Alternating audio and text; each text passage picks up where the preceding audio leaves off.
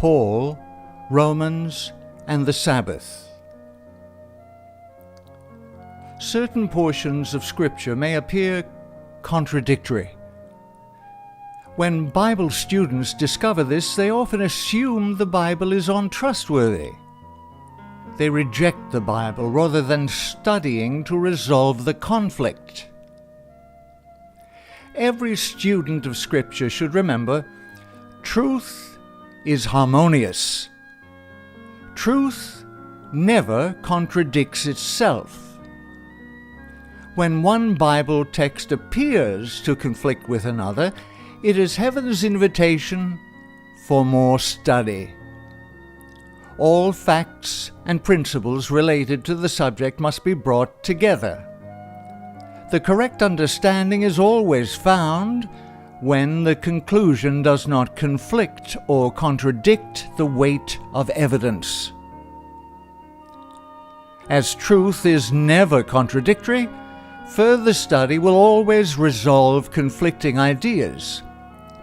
One passage that has confused many people is found in Romans chapter 14, verses 5 and 6.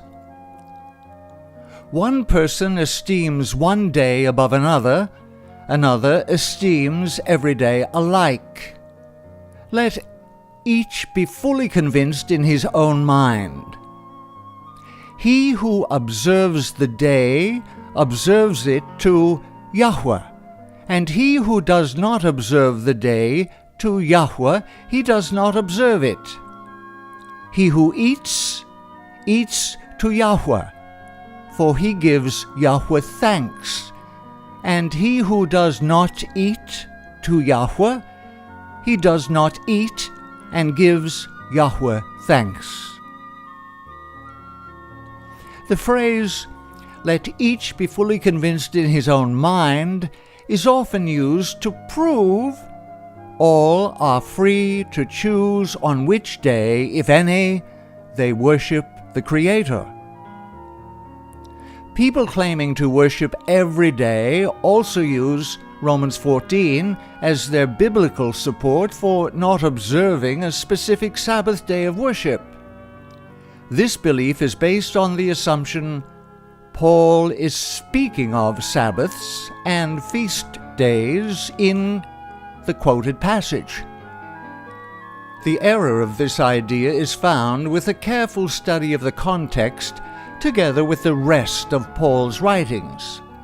Paul always kept the feasts and the Seventh-Day Sabbath and taught his converts to do the same. Paul never taught the divine law was no longer binding. Earlier in Romans, Paul had confessed, "The law is holy, and the commandment holy, and just, and good." Paul always balanced righteousness by faith with recognition that the divine law is still binding and must be kept. What then? Shall we sin because we are not under the law but under grace? Yahuwah forbid. The context of Romans 14, 5 and 6 clarifies what Paul meant about esteeming all days alike. He was referring to pagan practices. Romans 14 opens with Paul instructing the Roman believers to support new converts who were weak in the faith and not engage in discussions on points that would shake their newfound beliefs. Receive one who is weak in the faith, but not to disputes over doubtful things. For one believes he may eat all things, but he who is weak eats only vegetables. Let not him who eats despise him who does not eat, and let not him who does not eat judge him who eats. For Yahuwah has received him. Who are you to judge another's servant? One person esteems one day above another, another esteems every day alike. Let each be fully convinced in his own mind. He who observes the day observes it to Yahweh, and he who does not observe the day to Yahweh, he does not observe it. He who eats, eats to Yahweh, for he gives Yahweh thanks, and he who does not eat to Yahweh, he does not eat and gives Yahweh thanks. The new converts had come out of paganism. There was a tendency among such to still fear the power of their old idols. Many were still influenced by old superstitions. Because most of the meat in the city had been offered to idols, many of the new converts abstained from eating meat, choosing to eat only fruits, grains, and vegetables instead. Paul knew well that the idol's power came from demons, and Yahweh's power was stronger. Paul had no problem eating meat offered to idols because he knew idols weren't no gods at all. Idols and the food sacrificed to them were not an issue to Paul, since he had not been a participant in the ceremony of dedication.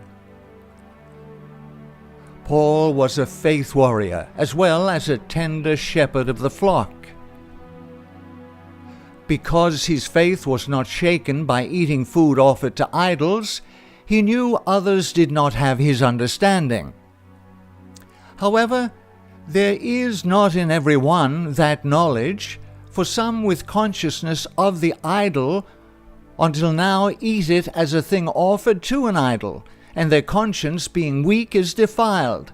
But food does not commend us to Yahweh, for neither if we eat are we the better, nor if we do not eat are we the worse. Paul determined never to do anything that would weaken the faith of another. He continued in his instruction, "But beware lest somehow this liberty of yours become a stumbling block to those who are weak. If anyone sees you who have knowledge eating in an idol's temple, will not the conscience of him who is weak be emboldened to eat those things offered to idols? And because of your knowledge shall the weak brother perish, for whom Yahushua died? But when you thus sin against the brethren, and wound their weak conscience, you sin against Yahushua. Therefore, if food makes my brother stumble, I will never again eat meat, lest I make my brother stumble." Some of the new converts in Rome were esteeming one day above another as a continuation of the old pagan beliefs.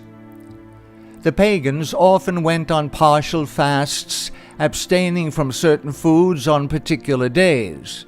This is similar to Roman Catholics eating fish, but not other meats on Friday, now mostly a thing of the past. Not only were some new converts afraid to eat food sacrificed to idols, but others were still observing the gods' various fast days. Others regarded all days alike, giving no particular respect by fasting to one day or another. This was the issue Paul addressed in Romans 14. He was not referring to Seventh-Day Sabbaths or annual feast days at all. The phrase, "Let each be fully convinced in his own mind," Romans 14:5, has been misunderstood by many people. These teachings concerning pagan gods and their fast days do not give permission to anyone to break the divine law and choose their own day of worship. Instead, in context, Paul is saying each one needs to be individually convicted of what is right, so he can obey the law. The phrase "fully convinced" or "fully persuaded" comes from pleirophoreo. This Greek word means to carry out fully in evidence, that is, completely assure or convince, entirely accomplish, to bring in full measure, to fulfill. In Romans 14:5, it is said of the apprehension, understanding, of the will of Yahuwah. Paul never claimed the law should not be kept. Rather, he is telling the Romans each should diligently seek a full understanding of the will of Yahuwah. If the Romans truly were fully persuaded, each in his own mind, there would not have been problems with some of the new converts still fearing pagan superstitions or observing pagan fast days. Paul's admonishment was, all should protect these babes in the faith and not become stumbling blocks to them. In turn, those who were young in the faith had the responsibility to study the law and the will of Yahuwah so they could each understand the divine will and live in harmony with it. Yahuwah is concerned with the smallest particulars of our lives. However, he wants us to understand we are not saved by works of either eating or fasting. His concern is the motive of the heart, which prompts the action. Paul understood only service done by love would be accepted by Yahuwah. He admonished the Roman believers to stop judging one another based on works, fasting or not fasting. But why do you judge your brother? Or why do you show contempt for your brother? For we shall all stand before the judgment seat of Christ. For it is written, As I live, says Yahuwah, every knee shall bow to me, and every tongue shall confess to Yahuwah. So then each of us shall give account of himself to Yahuwah. The full thrust of Paul's message was obedience to the law through faith because of love for the Father. Paul cautioned the Romans against judging others because we ourselves will also be judged by Yahuwah. Love does no harm to a neighbor. Therefore, love is the fulfillment of the law. Paul's message to the Romans is as applicable today as when it was written. Let everyone protect those young in the faith, neither judging others nor being a stumbling block to them. Let everyone commit to know, to study, and understand Yahuwah's will and live his life in harmony with that will. May all believers keep the divine law because we love the lawgiver.